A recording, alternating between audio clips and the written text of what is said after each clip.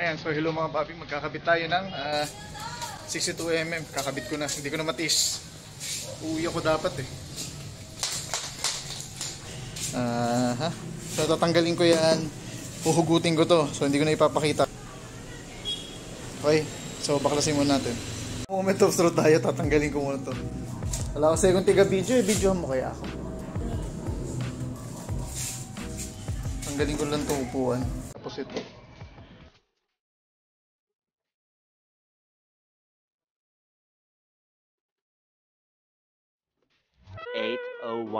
PM. Okay, so good evening mga papi ngayon. Magpapalit tayo ngayon ng valve seal. Ayan. Dahil kakabit ko na rin yung 62mm kong bore. So palit na tayo ng valve seal tapos tune up. Tapos saka tayo mag palit ng valve seal, okay? So baklasin ko muna.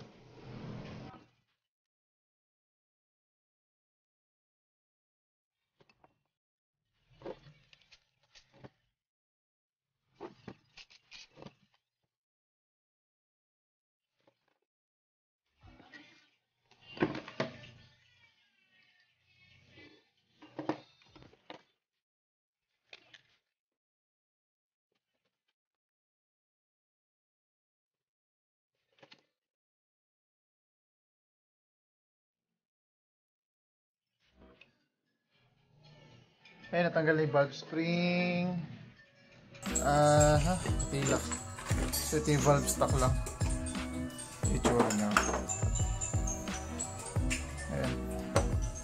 Ito yung lock. Rocker arm stock. Wala ang tabas. Medyo nagkakaroon na kasi nung pinapasok ko ng langis, kaya palit na din. Yeah. Ito maluwag na to eh. Ito pang Mio. Ayun o. May ano na. May konting clearance na. So palit na rin tayo para sigurado. Kasi mula nagkarga ako, hindi ako nagpapalit ng ano eh. Valve seal eh. Ngayon lang ulit. Sobrang tagal na. So kabitan muna natin yung valve seal. Pares yan. Papalitan ko intake tsaka exhaust. Dito. So, kabit muna. 6.5 hours later. Ay, good morning mga papi.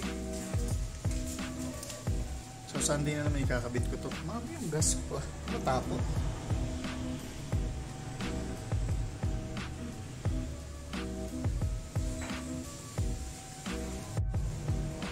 Aga-aga yung bumubungan sa akin.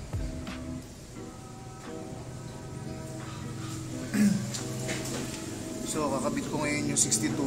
Ayan. Manggal na lahat. So, piston na lang. So, ayun mga papi, good morning. Naikabit ko na yung ating bagong valve seal. So, nakapagpalit na ako ng valve seal. Nalagyan ko na rin ng tamang clearance. Ngayon, naikabit ko na yung piston. Ito na yung chrome bore ng JVT. Tapos, as per competition, 3 base gasket tayo. Parang stock compression ratio lang siya, 11:1. Ayan. Salpak muna natin to, sunod na natin tong head. Okay.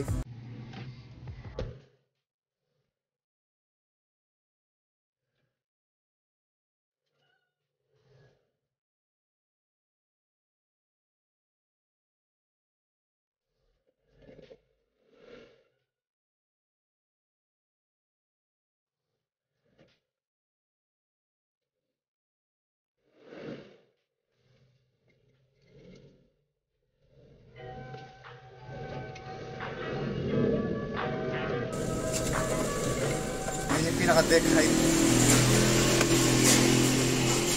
3 gasket na gamit ko, ayun lang yung deck height nyo. Ayan.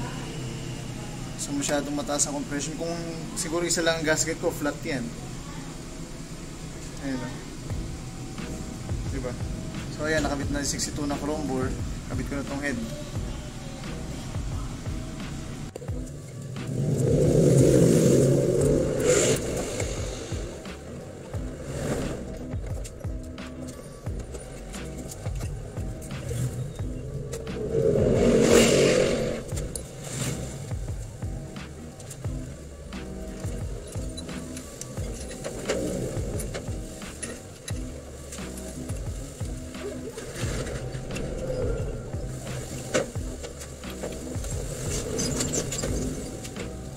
Ayun, so ito gagamitin natin pahigpit para sigurado. 30 Newton meter lang, bali 3 guhit. Ayan eh. Kita ko muna.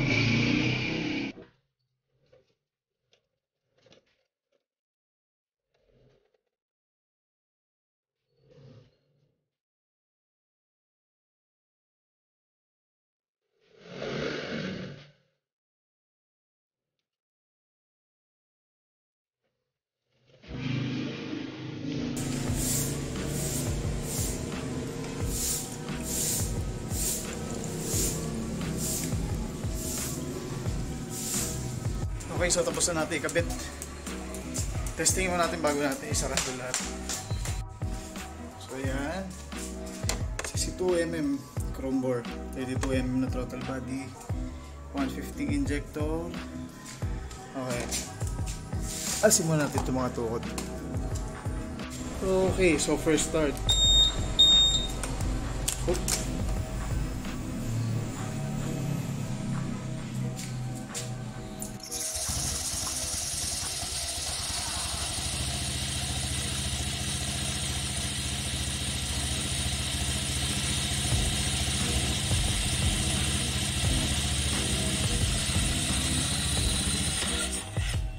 Day 2. Dito tayo nagbe-break-in sa bundok, kaya't baba. Nakakaano pa lang ako. Teka. Total of 20 kilometers. Nagpagas ako ngayon, Blaze, for break-in. Tingnan natin performance.